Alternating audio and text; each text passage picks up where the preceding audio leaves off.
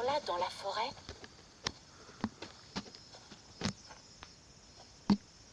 Ma vie a complètement changé.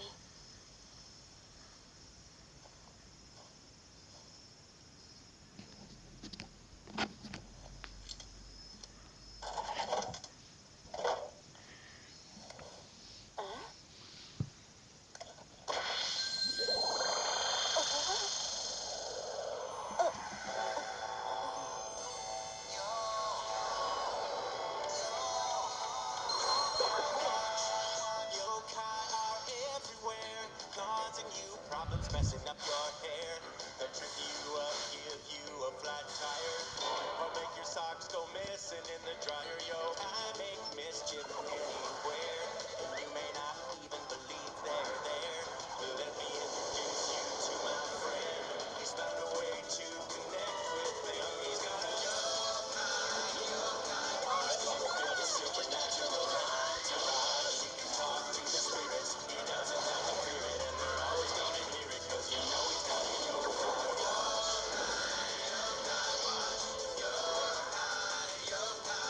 he can talk to the spirits, he doesn't have to fear it, and they're always gonna hear it, cause you know he's got a yokai watch.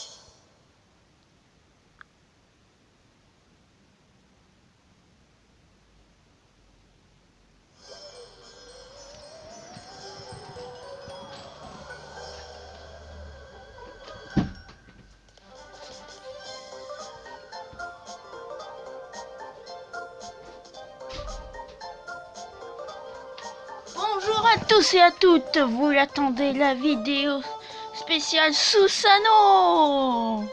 J'ai fait beaucoup de recherches, j'en ai appris plus sur certains yokai, beaucoup plus même. Kyuubi aurait été un vrai yokai, mais il est plus spécial. Donc on va pouvoir en parler de tous ces yokai de rang S plutôt. Dieu du soleil, compagnie, Susanoo, sa réincarnation, le monstre à 8 têtes. Ça va être un épisode de folie, j'espère que vous avez aimé, donc laissez un pouce bleu.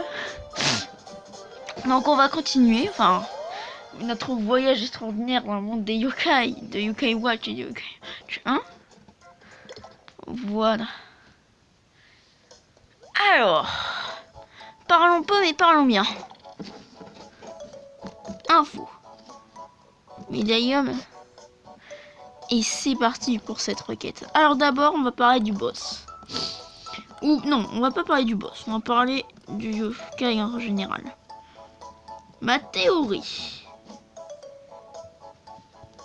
Octogone. Alors, ce yokai est assez spécifique. En réalité, on peut dire qu'il y a une mythologie. Et non, il est bien cité dans Yokai Watch 2 en tant que yokai mythique. De combattant. On peut voir qu'il est, disons, perfide. Non, tant pour moi. Insaisissable. Qui rendrait plutôt insaisissable Susanoo. Susanoo, je rappelle, est un guerrier japonais. Qui a été, avec ses frères, non un dieu. Non, ça n'a pas été un dieu. Mais par contre, ses frères, eux, ont été un dieu. Donc je vais vous en citer un. Kyuubi, par exemple, est un dieu. C'est le dieu de la lune. Voilà. Alors on a un autre yokai, mais qui n'est pas cité dans Yokai Watch 2, dans Yokai Watch 1, mais dans Yokai Watch 2. Donc elle dirige la mer. Et donc voilà. Et on a Octogone. Alors pourquoi je vous parle de ce yokai? Normalement, vous allez dire Susanoo c'est un guerrier japonais, il a une épée et tout. Mais est-ce que vous avez remarqué ça? Ce yokai se bat avec une écharpe dragon. Et j'ai remarqué dans la mythologie qu'il se bat contre un yokai dragon. Enfin, en tout cas, sa mythologie la plus simple. Hein, pas shintoïste, yokai. Donc un dragon. Qui d'ailleurs, à la fin, va épouser la femme qui devait être mangée par les dragons, justement. Parce qu'il avait des sœurs qui s'étaient fait manger par les dragons. Donc c'est un peu compliqué, hein, c'est très dur à résumer. Mais en somme, ce dragon, c'est plutôt ça dans Yokai Watch. Yokai Watch 1, voilà. Alors, on va lire c'est un yokai serpent. Donc, on dit que c'était un serpent aussi. A 3 grosses têtes et la peau aussi dure que celle d'un éléphant. Il faut lui viser l'œil qui est dans sa bouche. Bon, ça c'est juste des petites références à la fin. Mais ça m'a beaucoup intéressé d'entendre le mot serpent. Parce que il se bat justement contre un serpent à 8 têtes. C'est un énorme yokai salamandre qui vit dans les ténèbres, ce qui fixe de son œil rouge. Donc ça, non, c'est complètement faux. Hein. Hydreux, c'est juste l'hydre. Donc ça, en fait, j'ai l'impression que la version alternative, en fait, des boss, bah, j'ai l'impression qu'en fait, c'est une version mythologie grecque. C'est bizarre à dire, mais bon. Et donc, Susanoo, que je pense être Octorgon, il a battu ce yokai, donc je viens de vous montrer, l'hydre. Ouais, enfin l'hydre. Le gars, qui d'ailleurs sera disponible dans Yokai Watch 2, je tiens à le dire, en tant que boss qu'on pourra avoir. Donc ça pourrait être sympa pour faire une équipe spéciale Susanoo. Sera disponible, donc on peut dire presque... alors je sais plus, je crois que c'est... Oui, Esprit Farceur. Donc il y aura même Octorgon dedans. Il y aura beaucoup en spread Esprit Farceur. Il n'y a pas beaucoup de yokai. Enfin, je vous ferai une vidéo spéciale à ça quand j'aurai terminé Yokai Watch 2. Qui ne sera pas tardée. Parce que je suis qu'un gros geeker. Alors, continuons. Parce qu'on n'a pas terminé sur cette mythologie en tout cas. Donc... on en a un qui est très important, mais j'ai oublié de le voir. Sera-t-il pas là? Ah non, il est dans Yokai Watch 2 aussi. Ah! Alors ce qu'on va faire, c'est que je vais vous le montrer. Je ne bouge pas.